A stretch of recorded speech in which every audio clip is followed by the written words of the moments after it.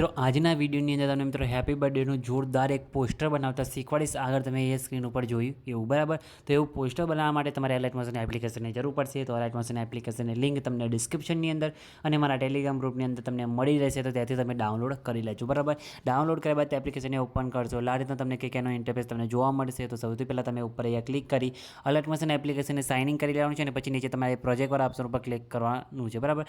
તેના પર ક્લિક કર્યા બાદ સૌથી પહેલાં તમારે પોસ્ટર એડિટિંગનો જે પ્રોજેક્ટ છે મિત્રો એ પ્રોજેક્ટ તમારે ડાઉનલોડ કરવાનો રહેશે। પ્રોજેક્ટની લિંક પણ તમને ડિસ્ક્રિપ્શનની અંદર મળી જશે અને ટેલિગ્રામ ગ્રુપની અંદર પણ તમને મળી રહેશે બરાબર। તો તમારે ડાઉનલોડ કરી લેવાનું છે અને પછી શું કરવાનું છે, સૌથી પહેલાં પ્રોજેક્ટને તમારે ઓપન કરવાનું છે।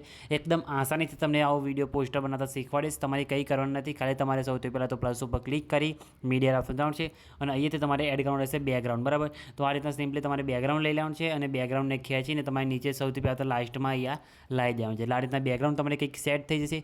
પછી પ્લસ ઉપર ક્લિક કરી મીડિયા ઓપ્શન છે અને નીચે તમારે તમારા ફોટાનું બેકગ્રાઉન્ડ હટાવેલું જે ફોટો હોય ને તમારો એ ફોટો તમારે લઈ લેવાનો છે આ રીતના બરાબર। અને ફોટો લીધા બાદ ફોટોની તમારે અહીંયા જે ટેગ છે મેં તો બર્થવાળો એની નીચે તમારે લાઈન અહીં આ રીતના મૂકી દેવાનું છે, એટલે તમારો ફોટો પણ અહીંયા આ રીતના સેટ થઈ જશે। અને આ રીતના એક જ ક્લિકમાં તમે આવું તમારું ફોટો અહીંયા આ રીતના હેપી બર્થડેનો બનાવી શકો છો બરાબર। બાકી નામને એવું તમારે કંઈ ચેન્જીસ કરવું હોય તો તમે અંદર જે ટેક્સ જોઈ શકો છો એ ટેક્સની અંદર જઈને તમે બધું ચેન્જીસ અહીંયાથી કરી શકો છો બરાબર। બાકી આવું જોરદાર તમે હેપી બર્થડેનો પોસ્ટર બનાવી શકો છો અને આના ઉપર તમારે મ્યુઝિક મૂકીને જો વિડીયો બનાવો તો બી તમે અહીંયાથી બનાવી શકો છો બરાબર। તો આ રીતે તમે પોસ્ટર બનાવી શકો છો અને પોસ્ટર પછી સેવ કરવા માટે શેર ઉપર ક્લિક કરી અહીંયાથી current as a fame page select કરી તમે એક્સપોર્ટ કરશો એટલે તમારો ફોટો અહીંયા સેવ થઈ જશે અને પછી તમે સ્ટોરી, સ્ટેટસ કે વોટ્સઅપમાં ગમે ત્યાં મૂકી શકો છો બરાબર। તો આ રીતે તમે પોસ્ટર બનાવી શકો છો। તો મિત્રો વિડીયો તમને કેવું લાગ્યું કમેન્ટ કરીને જણાવી દેજો અને મિત્રો ચેનલ પર નવા હોય અને પહેલી વખત આવે તો પ્લીઝ મિત્રો ચેનલને સબસ્ક્રાઈબ કરી બાજુના આપે બેલને દબાવી દેજો, જેથી મિત્રો મારા દરેક નવા એડિટિંગ વિડીયોની નોટિફિકેશન તમને સૌથી પહેલાં મળે। ચેનલને સબસ્ક્રાઈબ કરવાનું ભૂલતા